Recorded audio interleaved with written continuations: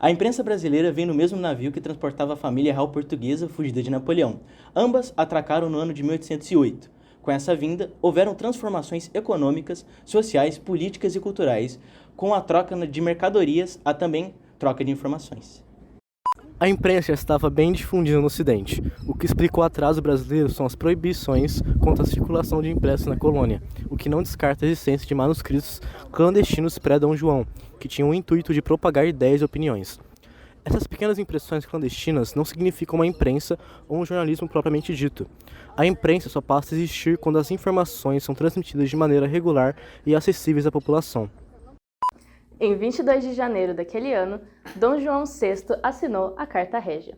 Mais tarde, já instalado no Rio de Janeiro, ele criou a Gazeta do Rio de Janeiro, jornal monopolizado da coroa. Em 1º de junho de 1808, passa a circular o Correio Brasiliense, jornal considerado maldito pela corte, por fazer críticas contra o regime. É o primeiro jornal brasileiro não oficial.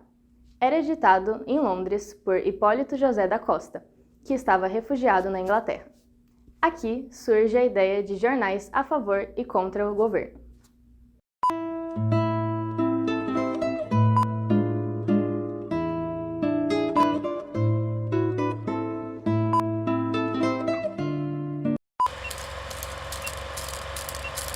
A Impressão Régia era a editora da coroa, que continha todo o monopólio de impressão de qualquer obra escrita no Brasil.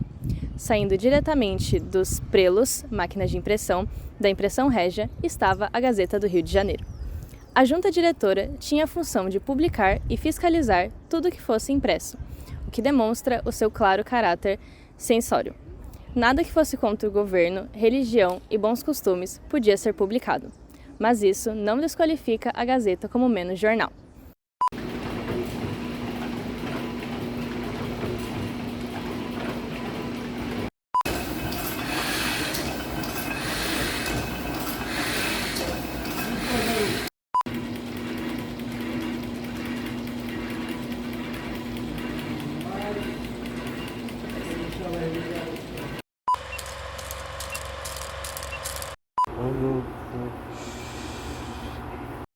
Em março de 1821, a Corte publicou um documento que estabelecia as bases de constituição do Reino Português.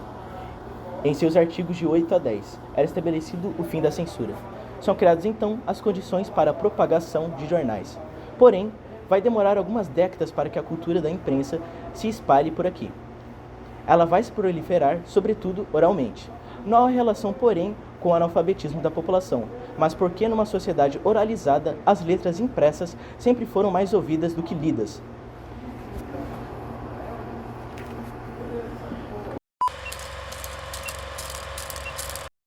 Depois da implantação da imprensa no Brasil, ocorreu um processo em que ela se divide entre imprensa oficial e oficiosa, aquela que representa a fala oficial do poder político.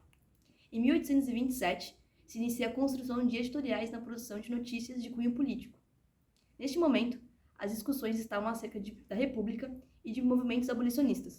De acordo com Marialva Barbosa, no livro As Primeiras Gazetas, a nova cultura política estava se ampliando, os jornais amplificavam as discussões e construíam ideias dominantes num jornalismo de viés exclusivamente opinativo. A imprensa negra surgiu durante a escravatura, com o pasquim negro Homem de Cor. O pasquim era um formato alternativo de impresso com custos menores de produção e sem identificação do redator. Esse formato do pasquim contribuiu para o surgimento da imprensa negra antes da abolição. O jornalismo negro surge apenas 25 anos após o Correio Brasiliense. Os pasquins de Francisco de Paula Brito, homem negro livre que trabalhava com impressão de jornais, traziam ideias revolucionárias para a época. Ele é considerado um pioneiro na luta contra o preconceito racial e a escravidão no Brasil. A primeira edição do pasquim trazia o parágrafo da Constituição de 1824.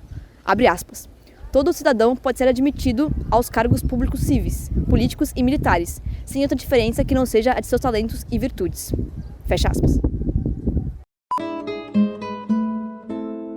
Então é isso, né, rapaziadinha? Essa foi a história do jornalismo no Brasil. Esse grupo maravilhoso aqui apresentou.